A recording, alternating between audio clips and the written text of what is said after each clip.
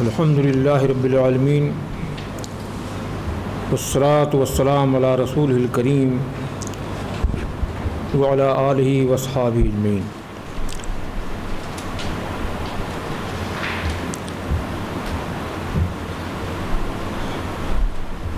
محترم علماء اکرام، اس وقت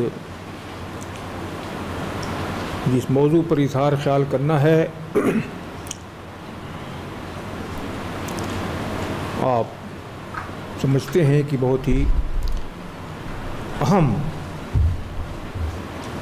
موضوع ہے۔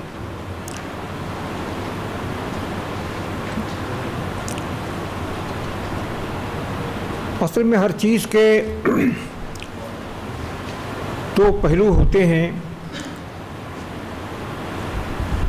ایک تو اس کا ظاہر ہوتا ہے، ایک اس کا باطن ہوتا ہے۔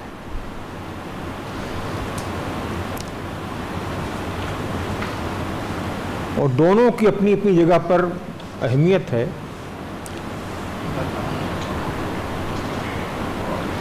جیسے انسان کا جسم ہے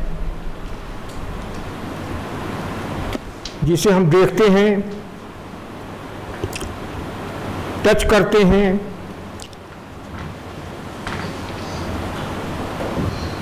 لیکن جسم کے ساتھ روح بھی ہے۔ بلکہ حقیقت یہ ہے کہ جسم روحی کے لیے ہے، روح جسم کے ذریعے اپنا عمل، اپنا اظہار کرتی ہے۔ جسم کو کام ملاتی ہے روح۔ جسم کے ذریعے سے جو اظہار ہوتا ہے جن اعمال کا، جن افعال کا، وہ حقیقت میں روح کا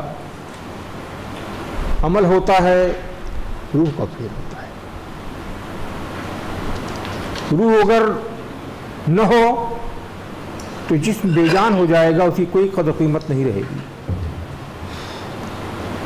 اسی طرح سے شریعت، دین، اس کے احکام کے بھی دو پہلو ہیں۔ ایک پہلو ظاہر ہے، سبھی جانتے ہیں کہ نماز پڑھنے کا طریقہ یہ ہے، روزہ رکھنے کا طریقہ یہ ہے، بھلا عمل اس طرح کیا جائے۔ اور ایک اس کی روح ہے، ایک اس کی اسپرٹ ہے۔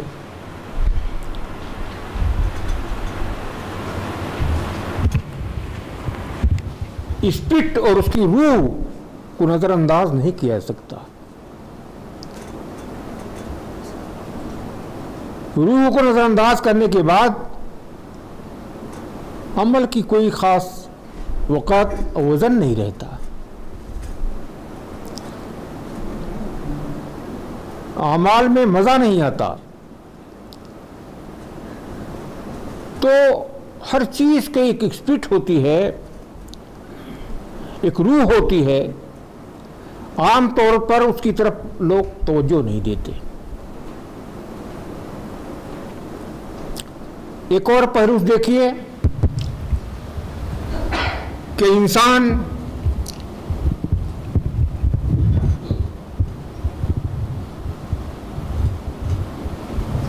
کے وجود میں بہیمیت کا پہلو بھی ہے۔ وہ کھاتا ہے، پیتا ہے، آرام کرتا ہے، اپنی نسل کو باقی رکھتا ہے۔ وہ حیوان بھی عمل کرتے ہیں، کھاتے پیتے آرام کرتے ہیں، نسل کو باقی رکھتے ہیں۔ زندگی کا اگر یہی مفہوم لے لیا جائے تو پھر انسان بہیمیت، حیوانیت کی سطح پر جی رہا ہے۔ وہ اگر زندگی اتنی ہے، چاہے فیسلٹیز اسے حاصل ہوں، چاہے بڑی بلڈنگوں میں رہتا ہو، وہ بڑی سہولتیں اس کو حاصل ہوں، مگر حقیقت کے لحاظ سے اس کی زندگی کی سطح جو ہے حیوانی ہے۔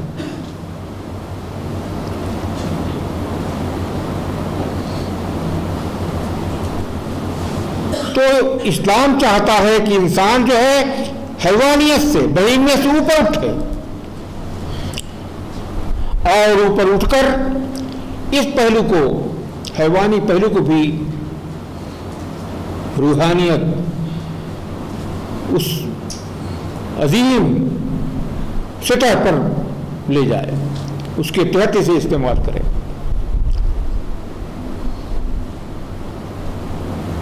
یہ بنیادی فرق واقع ہو جائے گا، لیکن یہ کیسے ہوگا؟ تو تصوف میں باطنی پہلو جو ہے، شریعت کی جو روح ہے، جو اسپرٹ ہے، اس پر خاص طور پر توجہ دیا گیا ہے۔ اس کے جو مسائل ہیں ان کو ڈیل کیا گیا ہے۔ جس طرح ظاہر شریعت میں فقہی مسائل ہوتے ہیں، ایسے بہت سے مسائل نفسیاتی اور روحانی قسم کے ہوتے ہیں، ان پر اظہار خیال کیا گیا ہے، بزرگوں نے سوچا ہے۔ بہیمیت کی سطح سے اوپر اٹھنے کے لیے ضروری ہے کہ آدمی اخلاق بھی روح کا ایک مظہر ہے، قریبی مظہر ہے، اخلاقی اور روحانی سطح پر جینا سیکھے۔ روحانی سطح پر کہ جینا اس آ گیا تو جس طرح جسمانی سطح پر جینے پر ہمیں کھانا پانی کی ضرورت ہوتی ہے، آرام کی ضرورت ہوتی ہے، ٹھیک اسی طرح سے جب آپ اس سے اوپر اٹھ کر اونچی سطح پر جینا سیکھیں گے تو خدا آپ کی ضرورت بن جائے گا۔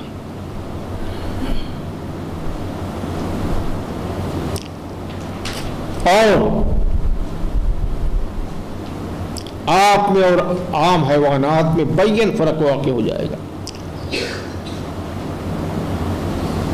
دوام کا تصور، ایٹرنل لائف، دائمی حیات کا تصور صرف انسان کے یہاں پایا جاتا ہے، حیوان میں نہیں پایا جاتا۔ اس لیے پیدا کیے گئے ہو حیوانات اور زمین و آسمان جتنی چیزیں ہیں وہ آپ کی خدمت کے لیے ہیں۔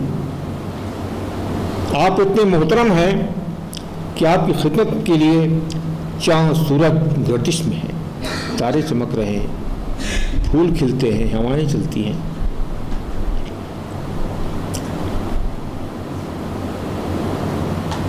آپ کی قدر و قیمت وقتی نہیں ہے، ٹیمپریری نہیں ہے، دوام سے آپ جڑ جاتے ہیں۔ تعلق باللہ یا علم باللہ آپ کو بلند کر دیتا ہے عام حیوانات سے۔ تعلق باللہ، علم باللہ، معرفت الہی، یہ چیز آپ کو مختلف بنا دیتی ہے۔ عام حیوانات کی سطح سے آپ بلند ہو جاتے ہیں، اور صاف ظاہر ہوتا ہے کہ حیوانات کیا، کائنات کی ساری چیزیں جو ہیں آپ کی خدمت کے لیے ہیں۔ دوام،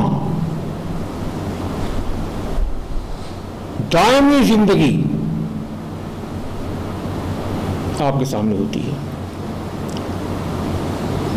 یہ مومن کا شعار ہے، مومن کا ایک امتیاز ہے۔ یہ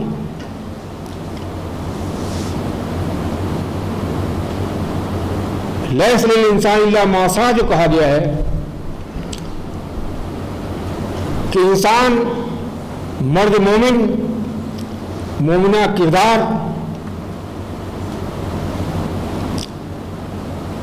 جو حاصل کرے گا وہی اس کے لیے ہے۔ مومنہ زندگی اختیار کرنا اس کا کام ہے، اس میں کوئی دوسرا شریک نہیں ہو سکتا۔ کسی دوسرے کا مومن ہونا، اس کے کردار کا مومنہ ہونا اس سے کام نہیں آئے گا۔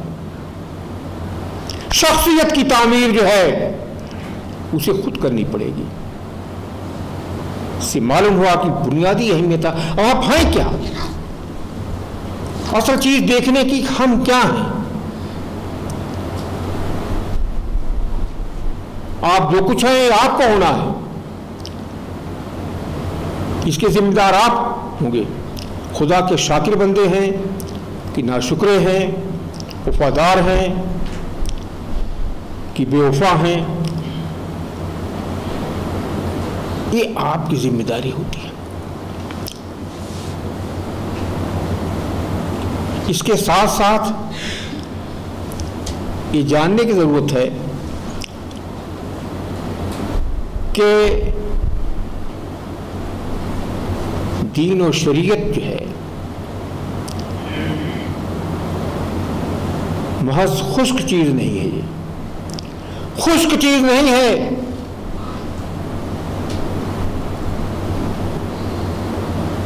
سنت الہی کے خلاف ہے کہ کوئی چیز وہ جمال سے آری بنائے، جمال سے تہی ہو، اس کے اندر خوبصورتی نہ ہو، اس کے اندر لذت نہ ہو، اس کے اندر راحت نہ ہو۔ یہ دین بھی خشک نہیں ہے۔ تصوف کا کام یہ ہوتا ہے، روحانیت کا کام یہ ہوتا ہے کہ دین اور شریعت کا جو پہلو پریزنٹ ہے، لذیذ تر ہے، خوشگوار ہے، باعث نشاط ہے، باعث وجد ہے، باعث طرب ہے، اس سے آپ کو آشنا کرے، اس سے آپ کو آشنا کرے۔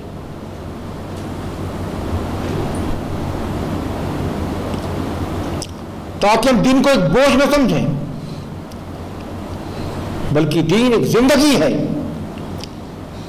اور بہترین زندگی ہے۔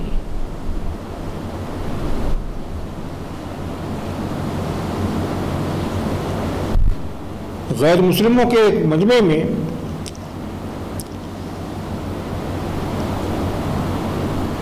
بولنے کا اتفاق ہوا اور مجمع مختلف مذاہب کے لوگ آئے تھے، اور یہ تھا کہ ہر ایک بتائے کہ اس کو اپنا دھرم جو ہے کیوں عزیز ہے، کیوں پری ہے۔ تو اس موقع پہ میں نے کہا، یہ میرا نمبر آخر میں آیا، کہ پہلی بات تو ایک دھرم کہتے کس کو ہیں، پھر اسلام کے آنے کی ضرورت کیا تھی، دھرم تو موجود تھے۔ تو میں نے دھرم کی، دین کی جو اسپرٹ ہے اس سے شروع کیا۔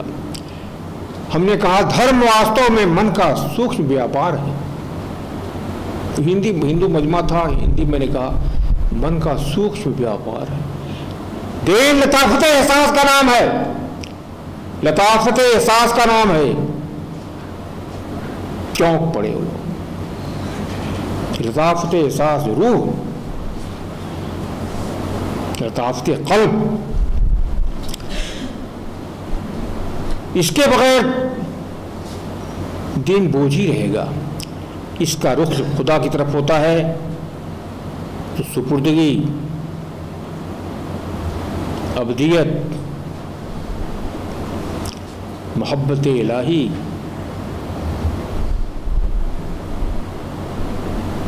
کمال درجے کی حوالگی، فدائیت، یہ چیزیں وجود میں آتی ہیں۔ اور یہی لطافت کا رخ جب بندوں کی طرف ہوتا ہے تو ہمدردی کا جذبہ ابھرتا ہے، خدمت خلق کا جذبہ ابھرتا ہے، نصح و خیر خواہی جذبہ ابھرتا ہے۔ یہ دو پہلو ہیں، دونوں ایک ہی کریکٹر کے دو پہلو ہیں۔ نتیجہ یہ ہوا، اتنا اثر ہوا کہ لوگوں نے کہا کہ بھائی آپ تو چلے جائیں گے، مہینوں آپ کو تذکرہ، آپ وہ بات کہی ہے کہ مہینوں آپ کو لوگ یاد کریں گے۔ ہم نے ڈیٹیل کیا اس نے، اور یہ بتایا ہم نے کہ دیکھیے اسلام کے آنے کیا ضرورت تھی۔ پہلی بات ہے ادیان جتنے تھے غیر مسترد ہو رہ گئے تھے، اتھینٹک نہیں تھے، بڑی ملاوٹیں تھیں اس کے اندر۔ اسلام نے آ کر دین کو اتھینٹک کیا۔ ان کے صدر نے کہا کہ مولوی صاحب نے جو بات کہی ہے اس میں کہیں انگلی رکھنے کی گنجائش نہیں ہے، اعتراف کی برسری محفل سنتا۔ تو تو دین کا یہ پہلو جو ہے سویٹسٹ ہے، بڑا مدھر پہلو ہے کہ یہ دین کو کے اندر خوشنمائی، دلکشی لاتا ہے، اٹریکشن پیدا کرتا ہے، جاذبیت پیدا کرتا ہے، اس کے اندر حسن پیدا کرتا ہے۔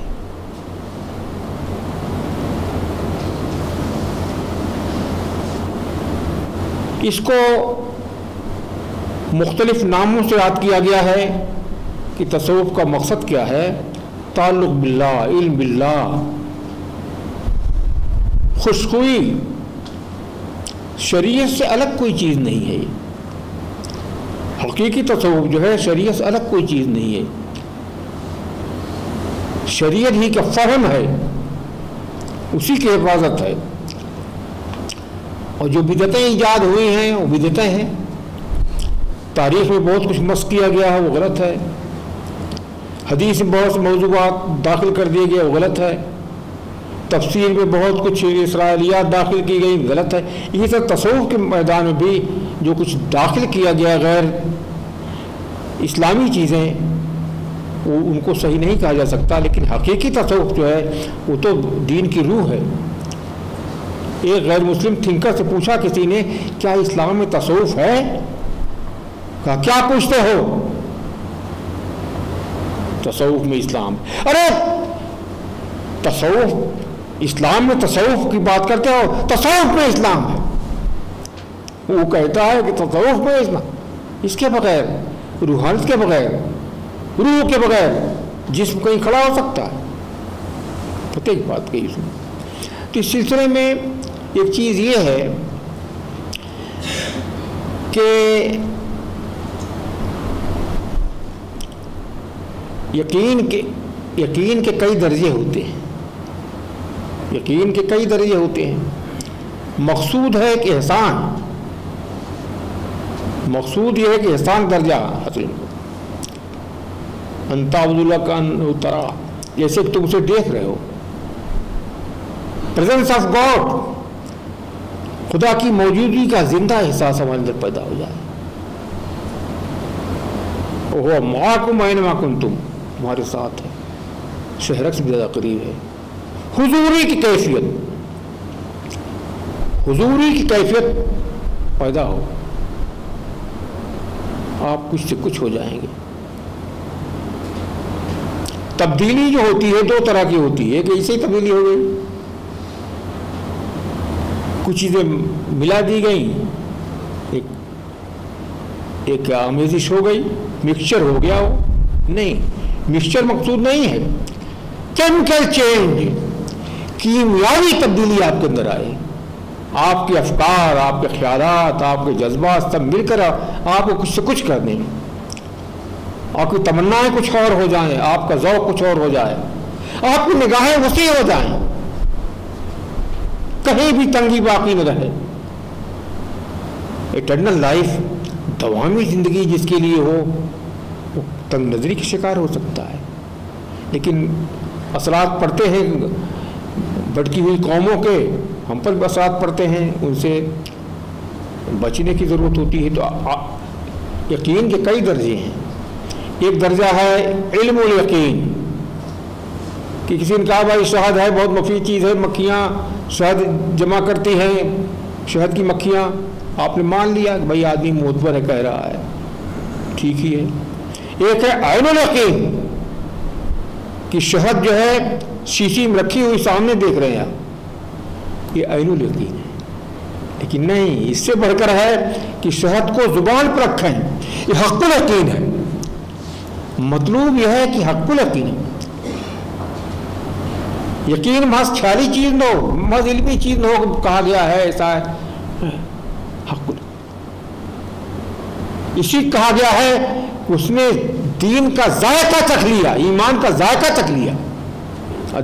ذائقہ چکھنے کا مطلب یہ ہے کہ پا گیا، وہ لذت پا گیا۔ جسے بھورا من کر رہا ہے، پھول پہ بیٹھا، رس لینے لگا تو من ختم ہو گیا، اس کا رس لینے لگا، وہ ذائقہ دین کا چکھ لیا، اس میں ذائقے سے تعبیر کیا گیا۔ کہیں اس کو حکمت تعبیر کیا گیا،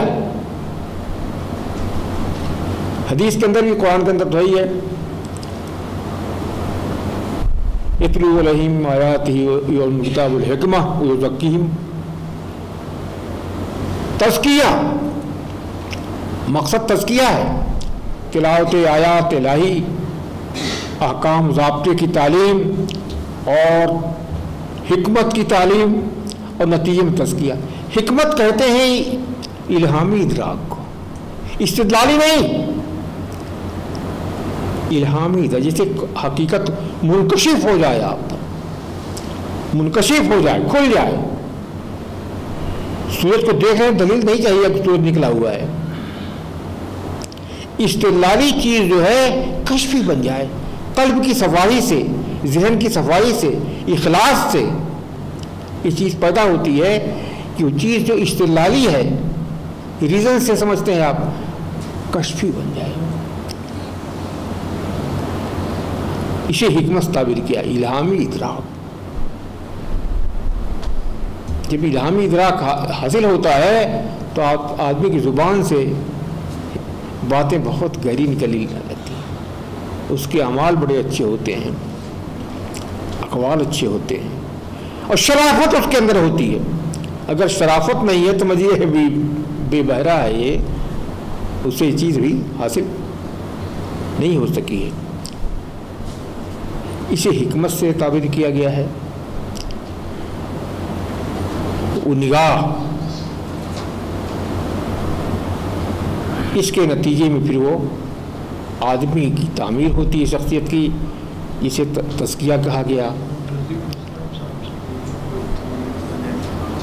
تزکیہ کا مطلب ہوتا ہے ڈیولپمنٹ، بالیدگی، تکمیل، پرفیکشن. پاکیزگی تو ضروری ہے اس کے لیے تو، لیکن اصل پاکیزگی تطہیر ہے. تزکیہ کا مطلب ہوتا ہے، یہ تجزیہ کا الٹا ہے. تجزیہ کے دفن دبا دینے کو، یہ تو صحاف اطراف، اور تزکیہ کا مطلب ابھارنا، چیز دبی ہوئی نہ ہو، آپ کی پرسنالٹی ڈیولپ کرے. یہی قدر و قیمت ہے آپ کی. قیمت جو ہے پرسنالٹی کی، شخصیت کی ہے. آپ ہیں کیا، دیکھا جائے گا. اب اس میں ایسا ہے کہ بہت سی چیزیں ایسی ہیں کہ ہماری شخصیت کو داغدار بنا دیتی ہیں.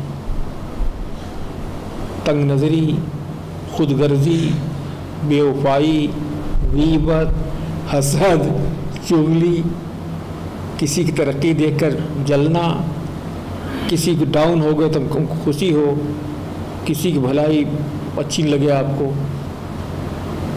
اور انانیت، کبر، ہم سب کے بڑھ کر ہوں. نہیں، سب بھائی بھائی ہیں. قول الناس امۃ واحدہ، حضور فرماتے ہیں کہ میں قسم کھا کے کہتا ہوں سارے انسان بھائی بھائی بھائی بھائی ہیں.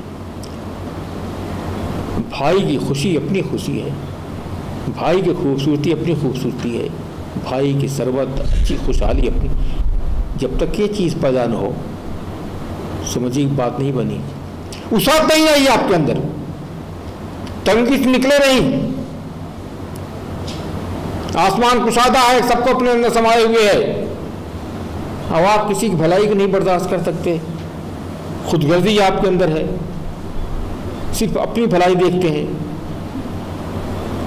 تنگ نظری ہے آپ کے اندر. تو اس کو کہتے ہیں تخلیہ. تصوف میں تخلیہ ہے کہ رذائل جو ہیں ہٹائے جائیں. حسد ہے، کینہ ہے، بغض ہے، خود غرضی ہے، کبر ہے. کبر کی بات یہاں تک آتا ہے کہ ذرہ برابر کبر ہے تو جنت میں داخل نہیں ہوگا. اتنی بری چیز ہے کبر. گویا خدا نے اس کو پیدا کیا، آپ کو بس پسند نہیں کیوں پیدا کیا اس کو، آپ ہی چاہتے ہیں ہم پھر اور بن کر رہے ہیں. فرماتے ہیں کہ لا تدخلوا الجنہ حتی تؤمنوا ولا تؤمنوا حتی تحابوا. تم ایمان جب تک نہیں لاتے ہو جنت کے لائق نہیں ہو، اور تم مومن ہو نہیں سکتے، ایمان والے ہو نہیں سکتے جب تک باہم محبت نہ کرو. باہم محبت کرنا جو ہے ایمان ٹھہرا. معلوم ہوا کھیل نہیں ہے، بڑا ظرف چاہیے، بڑی کشادگی چاہیے، بڑی کشادگی چاہیے، اس کی بڑی کمی ہے۔ اسی کمی کی وجہ سے تہذب ہوتا ہے، فرقے بنتے ہیں، تعصب بڑھتا جاتا ہے، ایک دوسرے سے نفرت کرتے ہیں، ایک دوسرے کو چھوٹا سا حقیر سمجھتے ہیں۔ یہ بہت غلط ہے۔ کسی مومن کو حقیر سمجھنا اپنے کو داغدار کرنا ہے، اتنا ناپسندیدہ چیز ہے یہ تخلیہ ہے کہ اس سے نکلیے، نکالیے، گندگی ہے یہ، اور تہلیہ یہ ہے سنواریے، جس طرح زیور سنوارتی ہیں عورتیں اپنے کو، سنواریے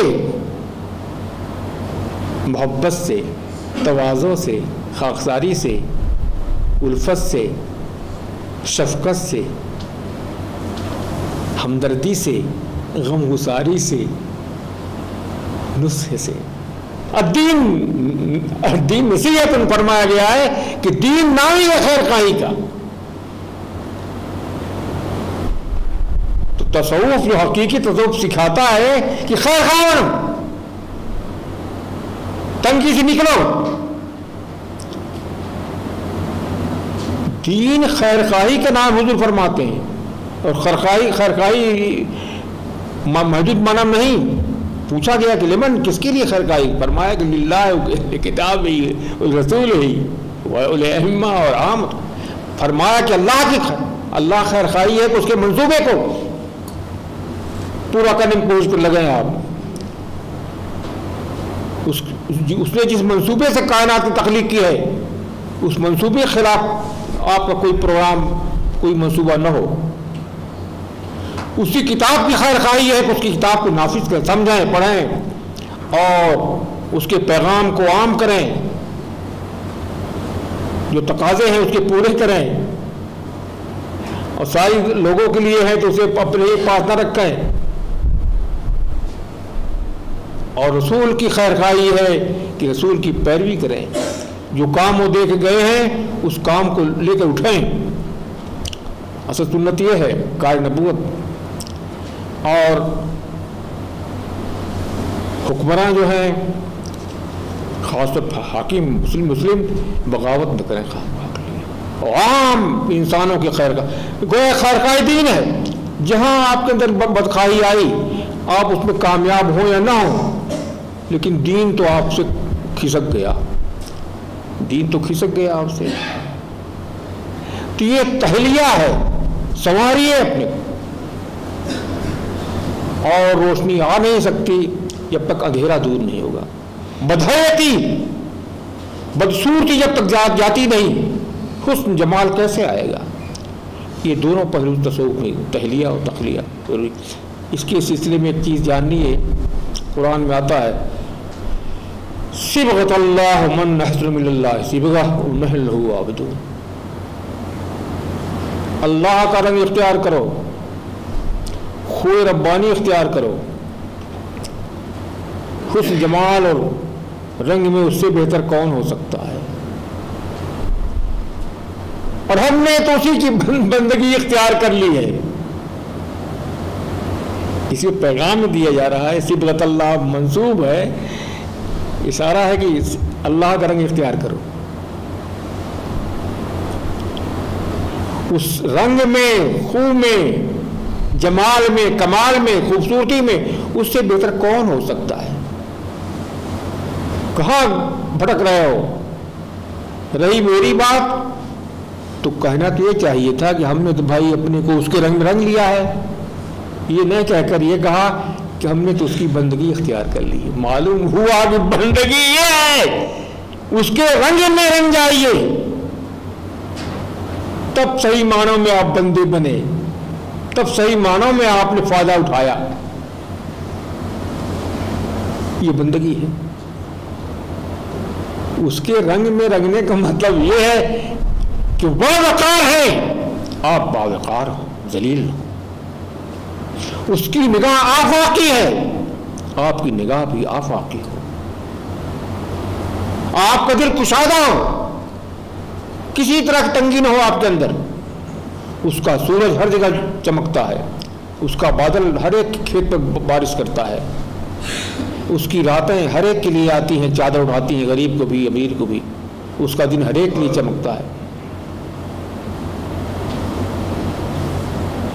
خود ربانی اختیار کیجئے۔ معلوم ہوا اس آیت سے کہ یہی اصل بندگی ہے، نحن لہ عابدون، ہم نے تو اس کی بندگی اختیار کر لی ہے، یعنی ہم نے تو اپنے کو اس کے رنگ میں رنگ لیا ہے۔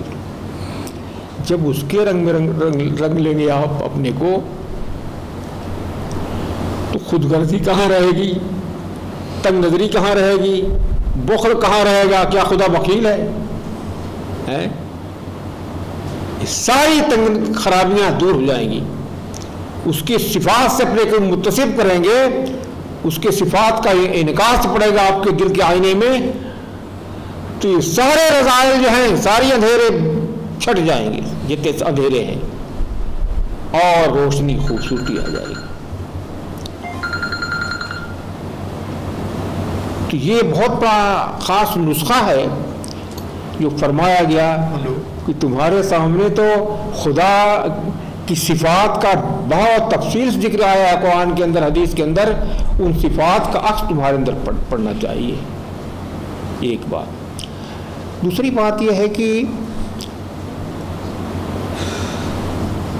اس دنیا میں غفلت طاری ہوتی ہے، ماحول کا اثر پڑتا ہے، تو تعلق باللہ کو، خدا سے ہمارا جو رشتہ ہے بڑا مدھر رشتہ ہے، سویٹسٹ ریلیشن ہے، بڑا مدھر رشتہ ہے، اور جو رشتہ مدھر ہوتا ہے، نازک ہوتا ہے، لطیف ہوتا ہے، بڑا قیمتی ہوتا ہے، لیکن بڑا خطرہ بھی رہتا ہے۔ اسی لیے شرک کو ناقابل معافی جرم قرار دیا گیا ہے، اس لیے کہ شرک جو ہے اس نازک رشتے کو قطع کرتا ہے۔ توحید آبرو ہے ہماری اس کی، جو کوئی شرک اختیار کرتا، خدا کا چونکہ بندوں سے گہرا تعلق ہے، جیسے کسی کی بیوی فحشکاری اختیار کرے تو گویا اس کے عزت کو داغ لگا رہی ہو، اسی لیے شرک کو اور زنا کو قرآن میں ایک ساتھ بیان کیا گیا ہے، اور بائبل میں تو کھلے طور پر واضح الفاظ میں شرک کو بدکاری سے تعبیر کیا گیا ہے۔ اس سے اندازہ ہوتا ہے کہ بندے کا خدا سے جو رشتہ ہے وہ بڑا ہی نازک، دلازیب، جمالیاتی، راحت بخش، نشاط انگیز، وجد انگیز، طرب انگیز ہے۔ ربنا توکلنا ربنا علیک توکلنا والیک نبنا والیک المصیر۔ قرآن کی آیتیں، ایک ایک آیتیں جو ہے کمال کی، مختصر، پورا دین آ گیا۔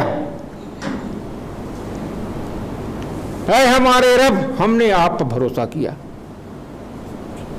ہمارے کام بنانے والے آپ ہیں، یہ ظاہری جو معاملات ہیں سب درست کرنے والے آپ ہیں۔ انسان کی 3 ضرورتیں ہیں بنیادی، ایک مادی دنیاوی ضرورتیں ہیں، اسے ایک زمین پر کھڑا ہوا ہے، اس کی کچھ اس کی ضروریات ہیں، اور ایک ہے اس کے قلب کی ضرورت، ایک ہے انجام۔ 3 پہلو ہیں۔ جس فیلڈ میں کھڑا ہے، جس ماحول میں اس کے درک ہوتا ہے، اس کے سلسلے میں سمجھتا ہے وہ کیا کرنا چاہیے، کیا نہیں، تدبیر اختیار کرنا چاہیے۔ اور یہ قلب اور ایک انجام، فیوچر۔ مومن کے سامنے تینوں چیزیں واضح ہوتی ہیں، غیر مومن ہے بھٹکا ہوا ہوتا ہے۔ اے ہمارے رب علیک توکلنا، ہمارا بھروسہ آپ پر ہے۔ اچھا، ایمان بھی کہتے ہیں بھروسے کو، ایمان کہتے ہیں یقین، بھروسہ اور گرویدگی۔ ایمان ہوتا ہے 3 چیزوں سے مرکب ہوتا ہے ایمان، یقین، اعتماد اور گرویدگی. ابو جہل کا پورا یقین تھا کہ حضور صلی اللہ علیہ وسلم سچے ہیں، مگر نہ گرویدگی تھی اور تعصب سے اپنے بتوں ہی پر یقین اور توقع رکھتا تھا. وہ یقین کام نہیں آیا. یقین کے ساتھ گرویدگی، محبت، جس تسبیح تحمید میں محبت نہ ہو وہ تسبیح تحمید نہیں ہے. یقین، بھروسہ اور گرویدگی. تو ظاہری اسباب سے بھی اللہ پر توکل ہے کہ وہ کس طرح سے اسباب فراہم کرتا ہے. ہم سوچتے ہیں بھی نہیں کہاں سے روزی مل جاتی ہے وغیرہ وغیرہ، لیکن ہم صرف ظاہری ضرورتیں ہماری نہیں ہیں، باطنی ضرورتیں بھی ہیں. اس کے لیے فرمایا وَإِلَيْكَ أَنَبْنَا، ہم تیری طرف جھکے، دل ہمارا تیری طرف جھکا ہوا ہے. انابت کی کیفیت یہ جب نہیں ہوتی تو انسان اس خلا کو بھرتا ہے ادھر ادھر سے اور پر نہیں ہوتا، حساسیت خودکشی کر لیتا ہے. آپ آئے دن خبریں پڑھتے رہتے ہیں. انجام کے بارے میں، فیوچر کے بارے میں واضح ہے وَإِلَيْكَ الْمَصِيرُ، جرنی سے اینڈ، سفر کا انجام، منزل تو ہے. کتنی خوشتر منزل ہے، یہ مومن کے سامنے واضح ہوتا ہے.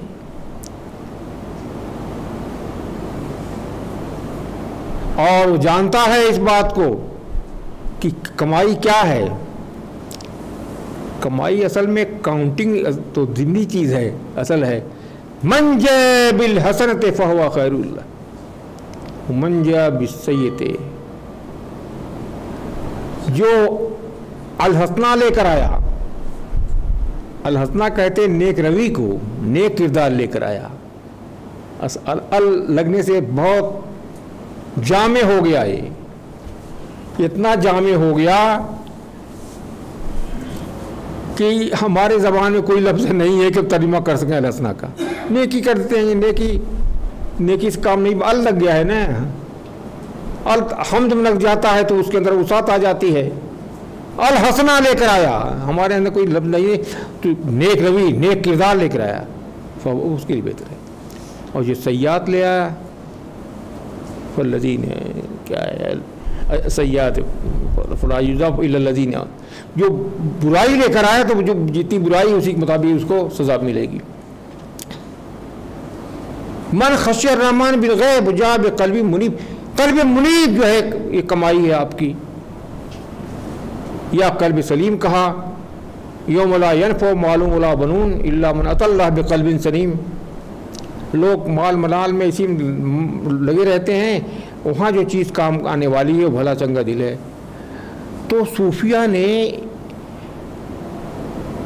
اس کو محسوس کیا کہ دین کا یہ بنیادی. کئی منٹ ہمارے پاس ہے، 5 منٹ 2-4 منٹ ہے.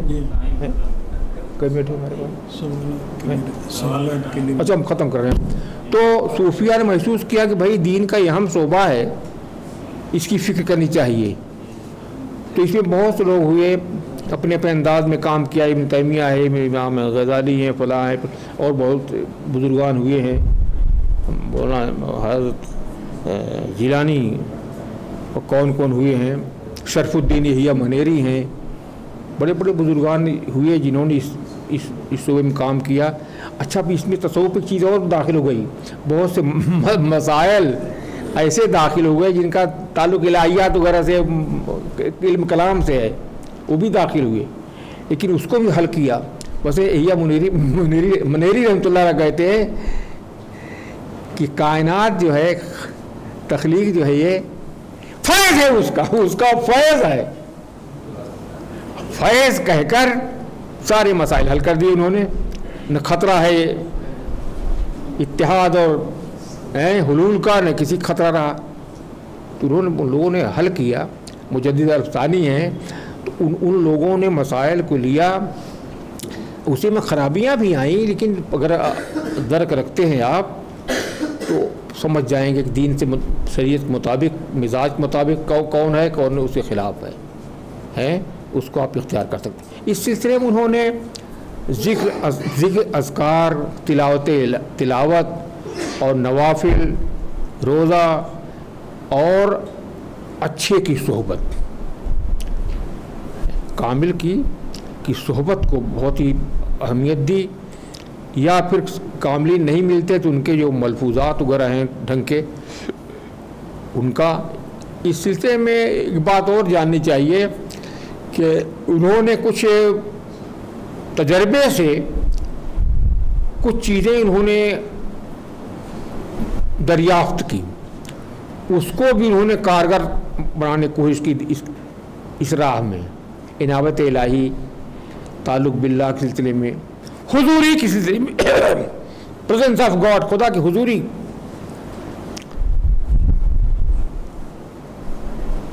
اور انہوں نے بتایا کہ کیفیت جو ہے دعوت العبادت جو ہے اصل میں دعوت الی کیفیت العبادت ہے، کیفیت جو ہوتی ہے۔ اب کیفیت کے سلسلے میں ایک چیز جان لیجئے کہ کیفیت جب بہت گہری ہو جاتی ہے، لطیف ہو جاتی ہے تو اسے کیفیت نہیں کہتے، لطافت جب بڑھ جاتی ہے تو وہ اس کا نام ہی بدل جاتا ہے کچھ۔ جیسے بچے سے محبت آدمی کو ہے، لیکن محبت وہ اتنی لطیف ہے کہ اس کے لیے غزل نہیں کہتا ہے، ہائے ہائے نہیں کرتا وہ ہے۔ تو میرا مطلب یہ ہے کہ کیفیت حاصل زندگی ہے کیا، مقصد زندگی ہے کیا، ایک ذرا سی کیفیت، نیت کیفیت ہی تو ہے، تعلق کیفیت ہی تو ہے۔ شاعر تو کہتا ہے گر نہ ملے نماز میں مانگ خم شراب سے، ہے نا، نماز میں چیز ملنی چاہیے، اور اخلاص جو ہے تو سب پر فرض ہے، عام پر بھی خواص پر بھی اخلاص، اسی لیے نفاق، ریاکاری وغیرہ کو شرک کہا گیا ہے، بے دینی کہا گیا ہے۔ تو صوفیہ نے کچھ طریقے جو ایجاد کیے، اس کا ذکر کرنا ضروری ہے، کچھ مشاغل ایجاد کیے، ان کی حیثیت تدبیر کی ہے۔ اپنے تجربے کے لحاظ سے انہوں نے کچھ نقشہ بنایا، قادریہ نے، نقشبندیہ نے، کسی نے ذکر جلی کو کہا کہ مؤثر ہے، الا اللہ کو ذرا زور لگاؤ تاکہ دل نرم ہو، کسی نے کہا نہیں ذکر خفی کو انہوں نے اہمیت دی، کسی نے کہا نہیں کسی کے لیے ذکر جلی مناسب ہے، کسی کے لیے ذکر خفی مناسب ہے۔ گویا بہت سے انہوں نے کچھ تدبیریں اختیار کی، ان کی حیثیت جو ہے تدبیر کی ہے، اور تدبیر ایک تدبیر کسی لیے فٹ ہے، کسی نہیں فٹ ہے۔ ہندوؤں میں ایک کتاب ہے، شنکر ان کی بیوی مکالمہ ہوتا ہے کہ کیسے حاصل ہو ہم کو، تو میرا خیال 100 طریقے بتائے ہیں، 100 طریقے بتائے ہیں، اور اس لیے بتائے 100 میں سے کوئی تو فٹ آ جائے گا آدمی کے مزاج کے مطابق، وہ الگ دلچسپ کتاب ہے، وہ 100 طریقے بتائے ہیں ست سے جڑنے کے لیے بتائے ہیں وہ، تو ان کی حیثیت تدبیر کی ہے۔ یہ نقشبندیہ ہوں، قادریہ ہوں، جتنے طریقے ہیں، لیکن مقصد سب کا ایک ہے، وہ یہ ہے کہ وہ ہمارا ہو جائے، ہم اس کے ہو جائیں، اور اس کا زندہ شعور ہم کو حاصل ہو، اور یہ چیز ہم کو مہذب بنائے گی، مؤدب بنائے گی، اور ہم کو اس پر بھروسہ ہوگا، توکل ہوگا، حسن ظن ہوگا، جو عین ایمان ہے، عین دین ہے، عین عبادت ہے، اور پھر خوف بھی ہمارے اندر رہے گا، بے ادب نہیں ہو جائیں گے، گستاخ ہو جائیں، خوف، امید، یہ چیز پیدا ہوگی، ہمارے اندر ایک فرحت ہوگی، ایک طمانینت ہوگی، ایک خوشی ہوگی، خوشی سنبھالے نہیں سنبھلے گی، ہم چاہیں گے اس کو بانٹیں، اس کو تقسیم کریں۔ دعوتی کاموں میں بھی یہ پہلو جو ہے حکمت کے ساتھ جو ہے رکھنا چاہیے، اس لیے کہ انسان مادی دور میں بھی اپنی فطرت کو بالکل مٹانے پر قادر نہیں ہو سکا ہے، اس کی فطرت کو جگانے کی ضرورت ہے. یہ کچھ باتیں تھیں ٹاپک اس سلسلے میں جو گوش گزار کی گئیں. امید ہے کہ آپ نے غور کریں گے، سمجھیں گے. وآخر دعوانا الحمدللہ.